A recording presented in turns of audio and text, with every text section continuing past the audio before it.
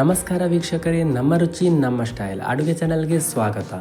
ಇವತ್ತು ನಾನು ಮಾಡಲಿಕ್ಕೆ ಹೊರಟಿರುವಂಥ ರೆಸಿಪಿ ಅಲಸಂದೆ ಪಲ್ಯ. ಇದು ಮಾಡೋದು ಹೇಗೆ ಅಂತ ನೋಡೋಣ ಬನ್ನಿ. ಮೊದಲಿಗೆ ಒಂದು ಬಾಣಲೆಗೆ 2-3 ಚಮಚದಷ್ಟು ಎಣ್ಣೆ ಹಾಕ್ಕೊಂಡು ಅದಕ್ಕೆ 1 ಚಮಚ ಸಾಸಿವೆ ಹಾಗೆ 1 ಚಮಚ ಉದ್ದಿನ ಬೇಳೆ ಹಾಕಿ ಚೆನ್ನಾಗಿ ಫ್ರೈ ಮಾಡಿಕೊಳ್ಳುವ.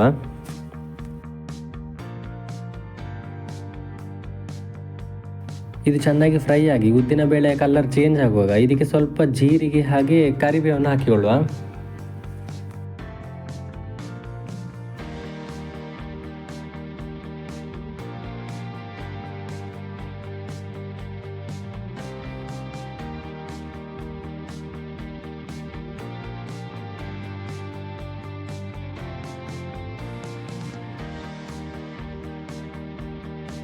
ಇವಾಗ ಸ್ವಲ್ಪ ಬೆಳ್ಳುಳ್ಳಿ, ಶುಂಠಿ ಹಾಗೆ ಹಸಿಮೆಣಸಿನಕಾಯನ್ನು ಹಾಕಿಕೊಳ್ತಿದ್ದೇನೆ.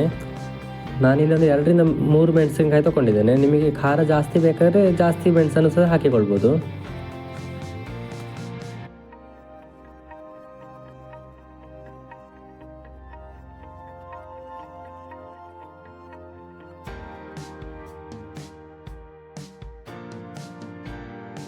ಬೆಳ್ಳುಳ್ಳಿ ಹೊಂಬಣ್ಣಕ್ಕೆ ಬರುವಷ್ಟು ಫ್ರೈ ಆದಮೇಲೆ ಅದಕ್ಕೆ ನೀರುಳ್ಳಿಯನ್ನು ಹಾಕಿ ಸ್ವಲ್ಪ ಫ್ರೈ ಮಾಡಿಕೊಳ್ಳುವ. ನಾನಿಲ್ಲಿ ಒಂದು ಅರ್ಧ ಚಮಚ ಉಪ್ಪನ್ನು ಹಾಕಿಕೊಳ್ತಿದ್ದೇನೆ. ಉಪ್ಪೆಲ್ಲ ಹಾಕಿದರೆ ಈರುಳ್ಳಿ ಸ್ವಲ್ಪ ಬೇಗ ಫ್ರೈ ಆಗ್ತದೆ.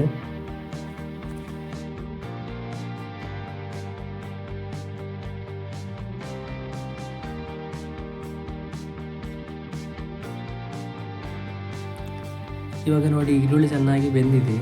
ಇದಕ್ಕೆ ಇವಾಗ ನಾನು ಟೊಮೆಟೊವನ್ನು ಸೇರಿಸಿಕೊಳ್ತಿದ್ದೇನೆ.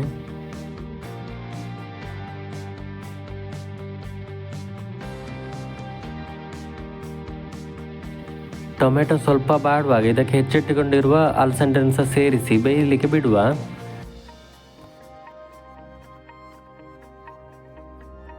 ಅಲಸಂದೆಯನ್ನು ಸಪರೇಟ್ ಕೂಡ ಬೇಯಿಸಿ ಸೇರಿಸಿಕೊಳ್ಬೋದು.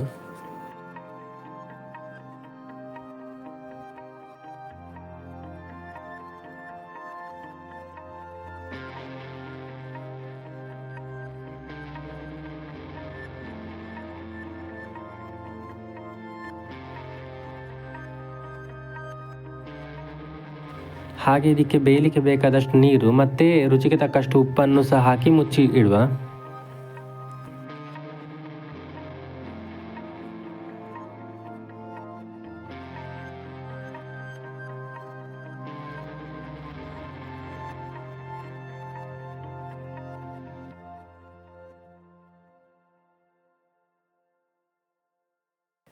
ನೋಡಿ, ಇವಾಗ ಚೆನ್ನಾಗಿ ಬೆಂದಿದೆ. ಇವಾಗ ಕೊನೆಯದಾಗಿ ಕಾಯಿ ತುರಿಯನ್ನು ಸೇರಿಸಿಕೊಳ್ತಿದ್ದೇನೆ.